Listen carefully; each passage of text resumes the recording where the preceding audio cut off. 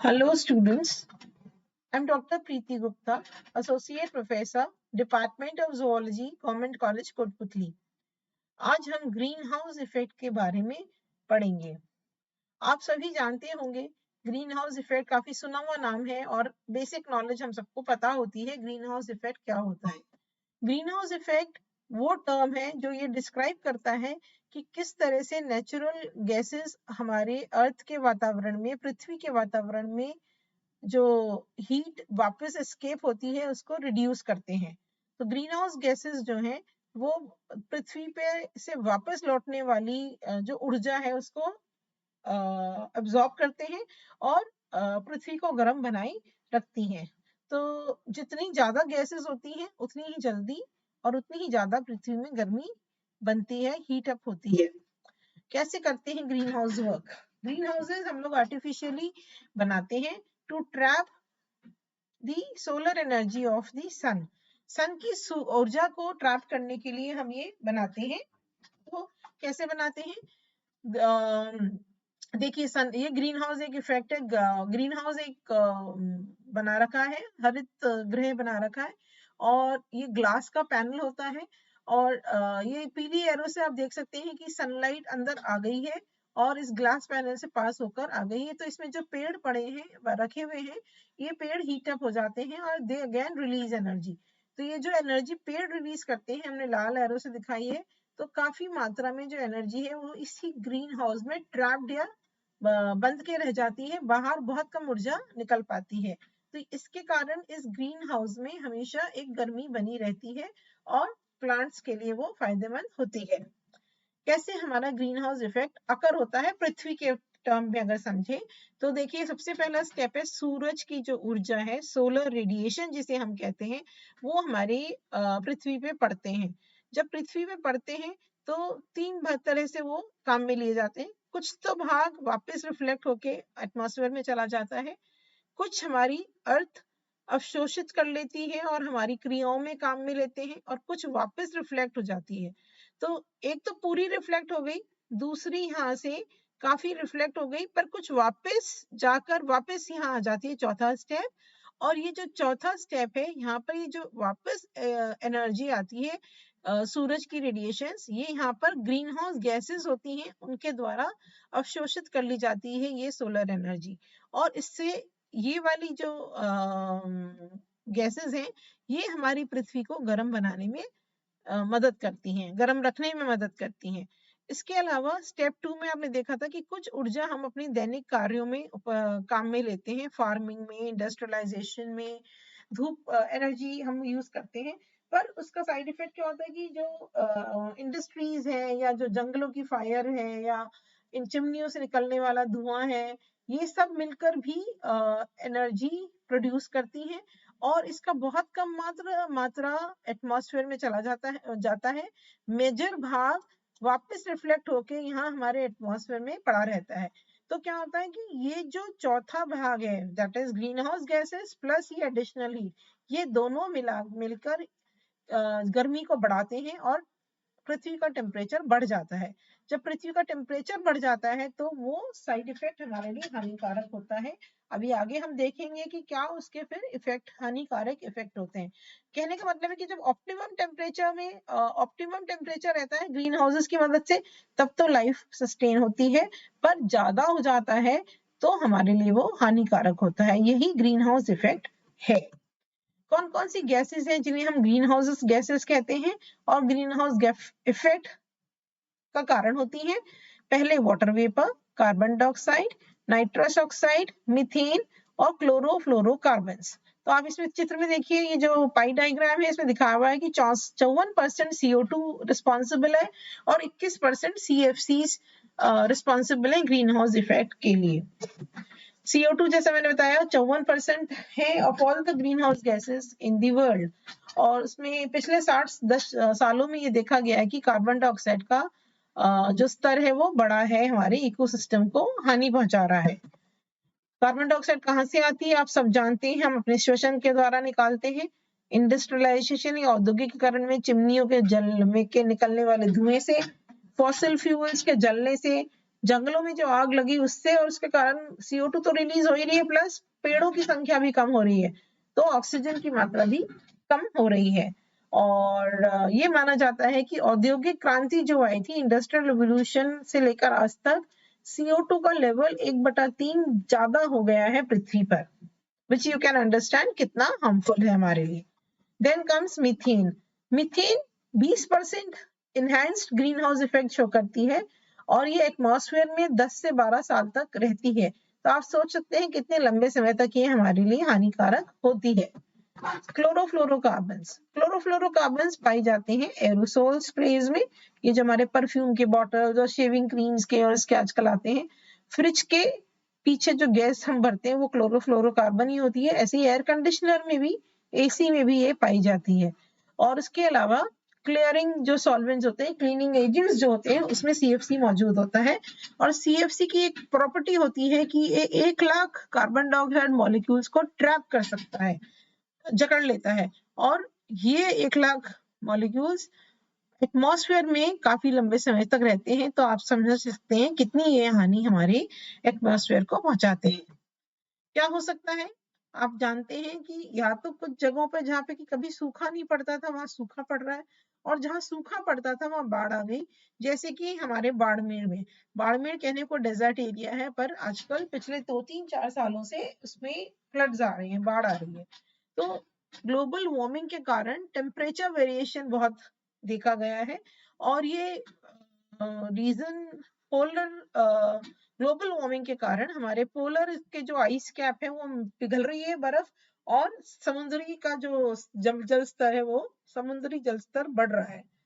So negative impact बहुत है green house effect का ओवरऑल ह्यूमन लाइफ पर। ग्लोबल वार्मिंग के कारण हमारी पृथ्वी का टेम्परेचर पिछली सेंचुरी में, दशक में 1 डिग्री फ़ारेनहाइट बढ़ गया है, और आने वाले 100 सालों में ये माना जा रहा है कि 2 से 6 डिग्री हमारी पृथ्वी का तापमान बढ़ जाएगा। और आप जानते हैं कि थोड़ा सा टेम्परेचर बढ़ता है तो कितना चेंज हो जाता है हमारे क्लाइमेट में। तो जब 2 डिग्री से 6 डिग्री तक बढ़ेगा तो क्या हाल होगा आज से 100 साल के बाद। क्या क्या इफेक्ट होते हैं ग्लोबल वार्मिंग के? हीट स्ट्रेस, हमें गर्मी लगती है, स्ट्रेस होता है गर्मी में। आप जानते हैं जब तेज गर्मी पड़ती है तो हम लोग कितने परेशान हो जाते हैं, हमारी बॉडी का टेम्परेचर बढ़ता है, ह्यूमिडिटी होती है, एग्जॉस्टेड हो जाते हैं, कहते हैं ना लू लग जाती है, हीट स्ट्रोक लगता है। तो ह्यूमन हेल्थ से हीट पर गर्मी बढ़ने के कारण हमारी बॉडी पर हीट स्ट्रेस होता है, स्ट्रोक पड़ता है।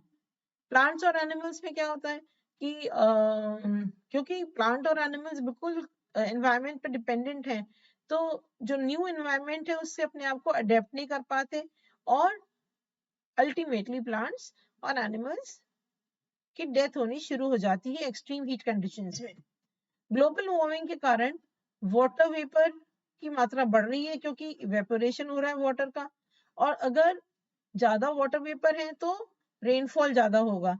तो ड्राई एरियाज में तो सीवियर ड्रॉट कंडीशन हो गई है, और जहाँ पे वेट एरियाज हैं वहाँ फ्लड्स और लैंडस्लाइड्स हो रहे हैं। तो extreme of everything is bad, अति सब चीज की बुरी होती है। तो हीट की भी अति हमारे क्लाइमेट के लिए बहुत नुकसानदायक हो रही है। और क्या प्रॉब्लम्स हैं? राइस, व्हीट और कॉर्न, ये फूड क्रॉप्स जो होती हैं ये नष्ट हो जाती हैं। एनिमल्स जो हैं वो दूसरी जगह पलायन कर जाते हैं। इसके कारण जंगली वीड और पेस्ट का ग्रोथ बढ़ता है, और ये हम सबसे बेटर कौन जान सकता है, कोरोना जो हमने झेला है, कहीं ना कहीं वो भी हमारे क्लाइमेट चेंज का, हमारे लाइफस्टाइल के चेंज का ही असर है। How to reduce greenhouse effect? हम क्या कर सकते हैं कि ये ग्रीन हाउस इफेक्ट कम हो सके? सो बाय द गवर्नमेंट क्या कर सकती है? पॉपुलेशन, जनसंख्या वृद्धि को रोक सकती है, एयर पॉल्यूशन को रोक सकती है, इंटरनेशनल एग्रीमेंट्स हैं, हमारी सरकार ने भी बहुत कानून बनाए हैं पॉल्यूशन को रोकने के लिए, और हर इंडस्ट्री का एक पॉल्यूशन चेक होता है कि उससे कितना CO2 वो कहलाता है कार्बन फुटप्रिंट, कि हर इंडस्ट्री अपना कितना कार्बन फुटप्रिंट यानी कितना कंट्रीब्यूशन दे रही है, और उसकी कोई लिमिट होती है, और उसका फिर उनको फीस देनी पड़ती है। डिजर्टिफिकेशन हटाया जाए, यानी पेड़ों की कटाई रोकी जाए, डिफॉरेस्टेशन रोका जाए, और पेड़ लगाए जाएं। ऑल्टरनेटिव फ्यूल देखा जाए कि भाई हम क्या यूज कर सकते हैं पेट्रोल और डीजल के अलावा। Reduce the use of fossil fuel, यानी पेट्रोल और डीजल फॉसिल फ्यूल्स है, इनको हम कम से कम यूज करें, जंगलों की कटाई रोकें, emission of green house gases, जो ग्रीन हाउस गैसेज हैं उनको रोकने के लिए हम जो भी मेजर सरकार बताती है उसको फॉलो करें। हम क्या कर सकते हैं, हम सबसे पहले तो समझें कि ग्रीन हाउस इफेक्ट क्या है और उसके क्या हानिकारक हमें नुकसान है या हानिकारक फैक्टर्स हैं। तो हम अपनी लाइफस्टाइल को चेंज करें, रोज एक प्लांट लगाएं, अपनी तरफ से हर घर के सदस्य से एक पेड़ लगवाएं, मैसिव प्लांटेशन या एफॉरेस्टेशन का कार्यक्रम चला सकते हैं और चल भी रहा है हमारी गवर्नमेंट। हम अपने कॉलेजेस में भी हर महीने, हर साल जुलाई अगस्त के महीने में खूब पेड़ पौधे लगाते हैं और ये एक चेन है जो चलती रहनी चाहिए। हम CFC का यूज बंद कर दें, क्लोरोफ्लोरोकार्बन्स का बंद कर दें। मैं आई नो बंद करना बड़ा मुश्किल है कि आजकल AC और फ्रिज के बिना लाइफ सस्टेन करना मुश्किल है, बट स्टिल जितना हम कम यूज कर सकते हैं ये हमारे एनवायरनमेंट के लिए बहुत फायदेमंद होगा। हम कार वार छोड़ के बस से चलें, वॉक करें, बाइक पे जाएं, तो हम फॉसिल फ्यूल पे हमारी डिपेंडेंसी, पेट्रोल डीजल पे हमारी डिपेंडेंसी कम होगी। और इसके बारे में हम जागरूकता करें, मास अवेयरनेस, सबको अपने अड़ोस पड़ोस में, बड़ों को, छोटों को, स्पेशली गांवों और ढाणियों में लोगों को इस ग्रीन हाउस इफेक्ट के साइड इफेक्ट्स के बारे में बताएं और एक ड्राइव चलाएं। रिसाइकिल करें कैंस को, बॉटल को, प्लास्टिक को, बैग्स और न्यूज़पेपर्स को। हम पहले भी करते थे, रद्दी में बेचना भी एक रिसाइकिल ही था, बट अब ये भी धीरे धीरे कम हो रहा है, तो हमें अपनी पुरानी चीजों पर वापस जाना पड़ेगा, वापस रिसाइकिल करें, उनको रीयूज करें, प्लास्टिक्स को स्पेशली, और पॉलिथीन बैन करें। जब भी हम प्रोडक्ट करें, कोई भी प्रोडक्ट खरीदें, कोई भी चीज खरीदें, तो ये देखें कि वो प्रोडक्ट रिसाइक्लेबल है और कितना हम एनवायरनमेंट को उसको खरीद रहे हैं, तो हम एनवायरनमेंट को कितना उसको नुकसान पहुंचा रहे हैं। सोलर पैनल्स, हम सोलर हीट को यूज करें। आजकल आपने देखा होगा हर जगह सोलर पैनल्स लग रहे हैं, जिससे कि एनर्जी ट्रैप होके इलेक्ट्रिसिटी में परिवर्तित होती है। इसी तरह से सोलर एनर्जी को कई जगह गाँव में आज भी खाना बनाने के काम में लिया जाता है, using solar containers and solar gas cooker. International efforts क्या हैं? अंतरराष्ट्रीय एफर्ट्स, सबसे पहले ये क्योटो ट्रीटी है, 1997 में हुई थी, जिसमें ये कहा गया था कि ग्रीन हाउस एमिशंस को 5% तक रिड्यूस कर दिया जाए टिल 2012 तक ग्रीन हाउस इफेक्ट्स के एमिशन को 5% तक कम कर दिया जाए। ये क्योटो ट्रीटी का वादा था और ये हुआ भी पूरा।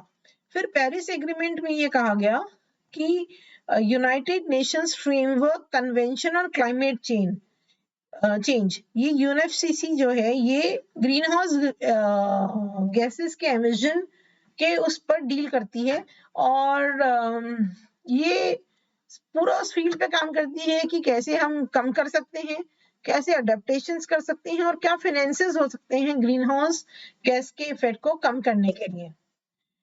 So in summary and in conclusion, I would like to say कि environmental crisis like greenhouse gases will affect air pollution, water pollution, destruction of forest, floods आएंगे, pollution होगा, soil erosion होगा।